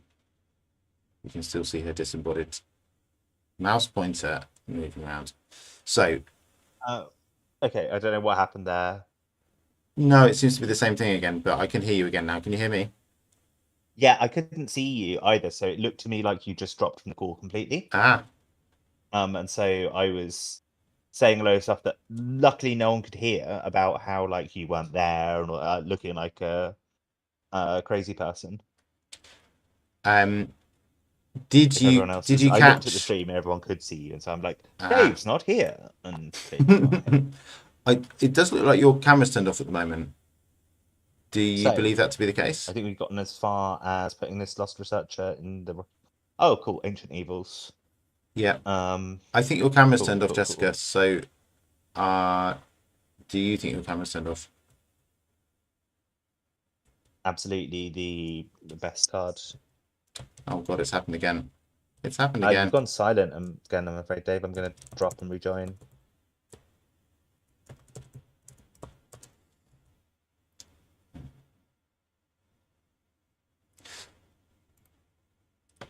So the stream has basically degenerated into both of us talking separately about how bad Ancient Evils is.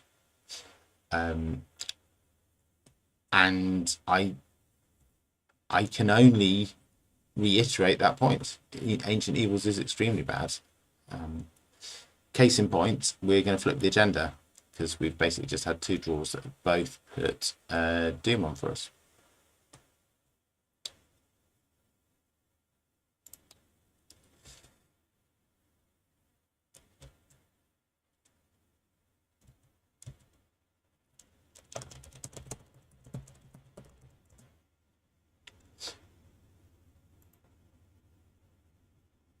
I don't really want to do that while Jessica's not on the call, because I don't think it.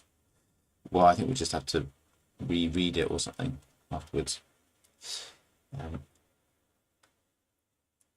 Hi, it looks like there's actual human beings watching this stream, and I just want to say it's really great that you are interested enough to. Thank you very much. I hope you're all doing well.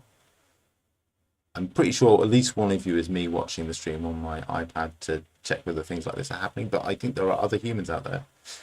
So yeah, well done. Thanks for your interest. I hope you're as excited about Suzi the Blob, the Lady Blob, as I am.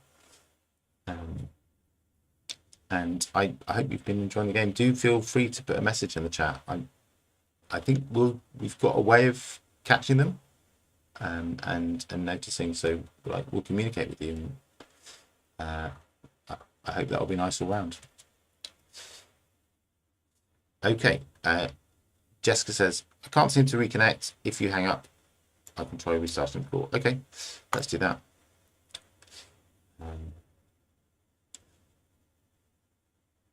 This will be interesting because I'm not sure whether there'll be an easy way to get us back on the screen again, but we'll try. It might just work. That would be cool.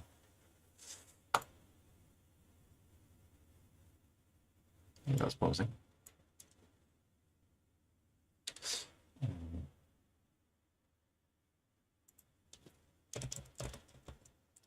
Enjoy, Jessica.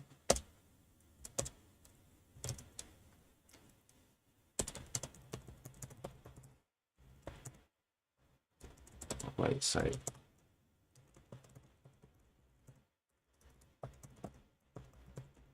like you're trying to connect.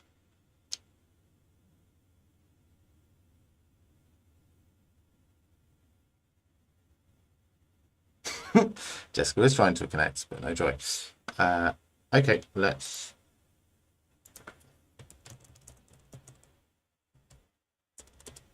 I'll restart the call. And we'll see if that gets us anywhere.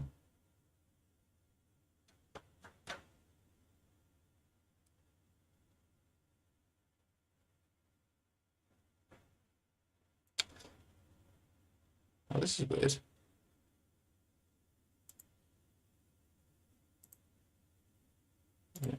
There we go.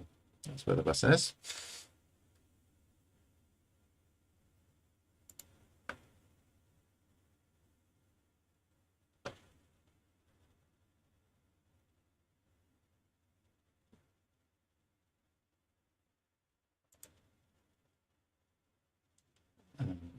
Okay, we'll see whether this works. I do feel a bit like we're coming to the end of this evening. I'm starting to get a bit tired. I think this agenda flip is probably around the time that I might think about calling it anyway. But it would be nice to have us both on to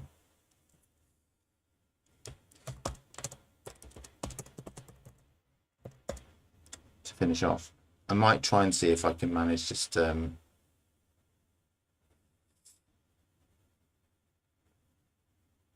manage to get some sort of voice from Jessica, and we'll talk even if we can't manage to get the video up.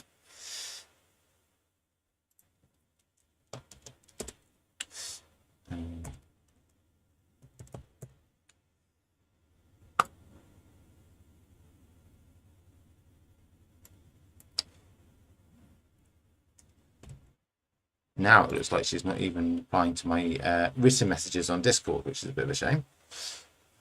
That might mean that she's taking some sort of technical step to try and sort things out. But I will try another channel. I will try and set up a Zoom call and see if we can just get her voice so you can hear her talking. Just bear with me a second. Okay.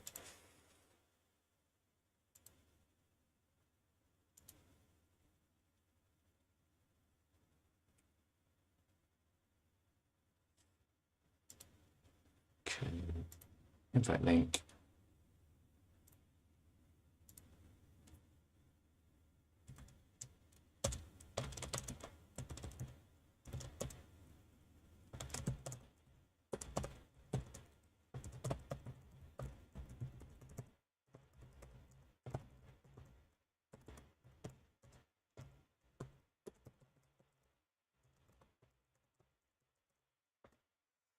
Okay, let's see if Jessica emerges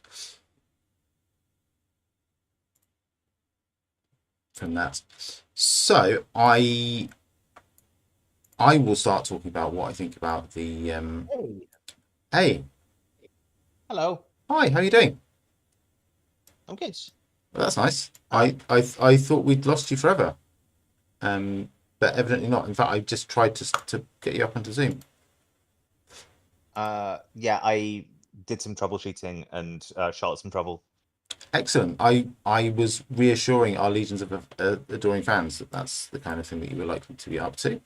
And Well, Dave, look, it would not be an emergency hedge stream if we didn't have a technical issue at some yeah, point. yeah. And I think this, pending looking back through and seeing how it's actually turned out, I think this has been on the more reliable and yeah, better end of our streams. I was just every saying. time, Go on. every time we're a little bit better, Yep. apart from the times when we're worse. Yeah, and then we just delete those and tell people they never happened. Yeah, exactly. Gaslight our opponents who ask really nicely for video of the games we played against them and say it never occurred. Yeah. Yes, It's the professional approach. I was saying, whilst I wasn't able to get you back on stream, that I wonder whether this agenda flip that's just been foisted on us is the point at which we call the end of the game this evening. Oh no. Silent again.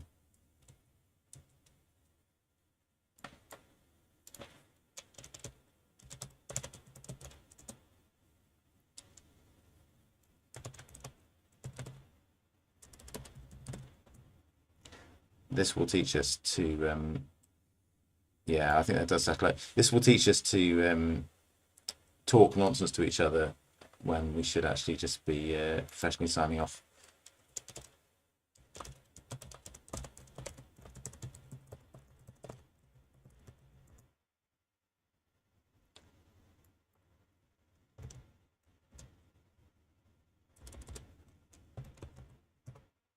yeah, Jessica is hopping off and going to try hopping on again, and we'll see whether I'm back, but I think that is a sign that we should probably it, call it it absolutely is. Yeah, the agenda's flipping. Let's not even bother reading it.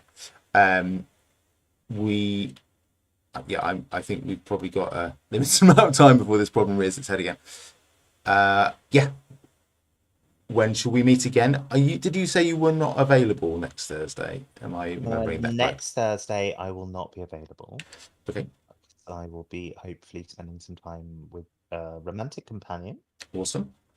But we could rearrange for a different day next week. This is Yeah, probably the sort of thing that we should have done off stream so we can then tell our sure, followers. sure. I Yeah, maybe let's try and do the Sunday. I think I would need to check availability. But we can go live and we'll post on Discord when we do. I think I've posted this on the Mythos Busters Discord, and I will post the next part. And I think we automatically get posted on the GLC, don't we? I think we do. Yep. I can literally check. Oh dear. Oh dear. That's the silence that's come down on our heads again.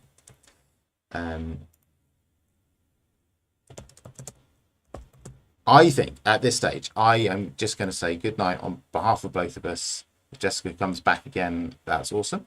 But yeah, I expect to find us in the tail end of next week sometime.